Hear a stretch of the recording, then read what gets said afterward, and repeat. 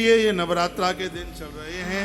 इन दिनों में आप माता रानी को पूजना मत छोड़िए। आप पूरे दिन का अन्न नहीं छोड़ सकते हैं तो एक बार एक भुक्ता व्रत उसे कहते हैं जो एक बार भोजन कर लेते हैं। और जो एक बार भोजन कर लेते हैं तो ऐसा नहीं है कि वो 3 बजे खा लें 2 बजे, उसका भी एक नियम है। सूर्य अस्त हो जाता है और माता भवानी की जो रात्रि की जो आरती है वो सूर्य अस्त के बाद ही होती है, क्योंकि माता को निशीथ काल ज्यादा प्रिय है।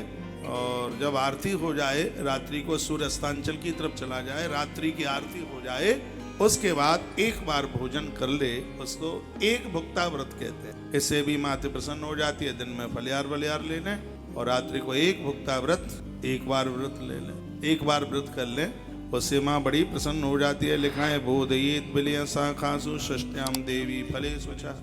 जो षष्टमी के दिन माता रानी के ऊपर बिल्व शाखा और बेल फल चढ़ाते हैं, माता रानी अटूट वैभव उन्हें दे देती है। मैं एक बार आप लिख लें, जिसके घर में व्यापार चलने, और ये लिखने के लायक बात है, और आप लिखेंगे नहीं फिर पूछते फिरेंगे और मैं बताऊंगा नहीं। कालिका पुराण में वर्णन है कि जिसके घर में व्यापार फैल हो रहा है, घोर गरीबी दरिद्रता, मुझे 2-3 माताएं तो कल से आज तक मिली हैं, अपने शाप का पति का व्यापार नहीं चलता, बड़ी दिक्कत है। तो इसमें कालिका पुराण में वर्णन है बोधयेत बिल्व शाखासु षष्ट्याम देवी फले शुचः।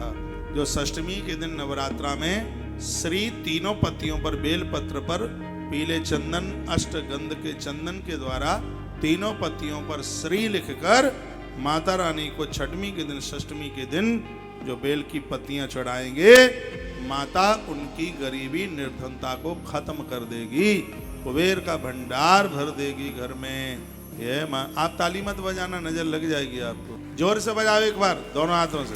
तो यह बहुत बड़ी महिमा है माता रानी की। ये बड़ी महिमा है कि बोधयेत बिल्व शाखासु षष्टम्याम देवी फलेषु सप्तम्याम बिल्व शाखाम तमायतम प्रत पूजयेत। वर्णन छठवीं और सप्तमी के दिन बेल पत्र ला करके, दोनों दिन छठवीं और सप्तमी को बेल पत्र के द्वारा माँ की पूजा करे, माता अति प्रसन्न हो जाएगी।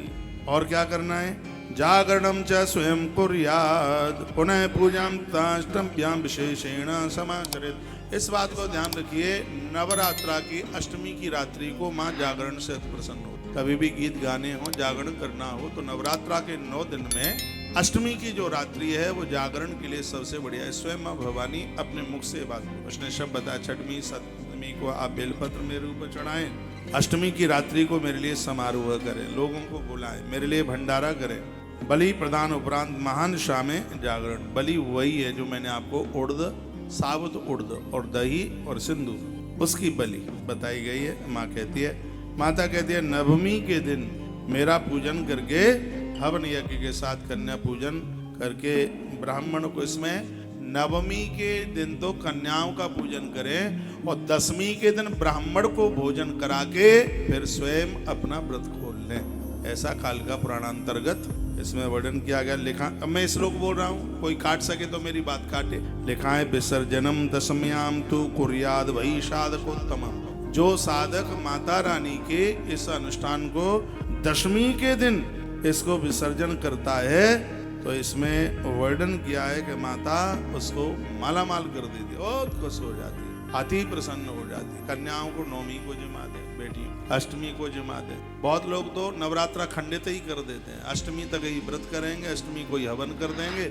अष्टमी को ही बेटियों का पूजन कर देंगे, ब्राह्मणों को जिमा देंगे और बिलंदा भर के खुद भी खा लेंगे, 9वीं खाली चले। और 9 दिन का व्रत हुआ कहाँ?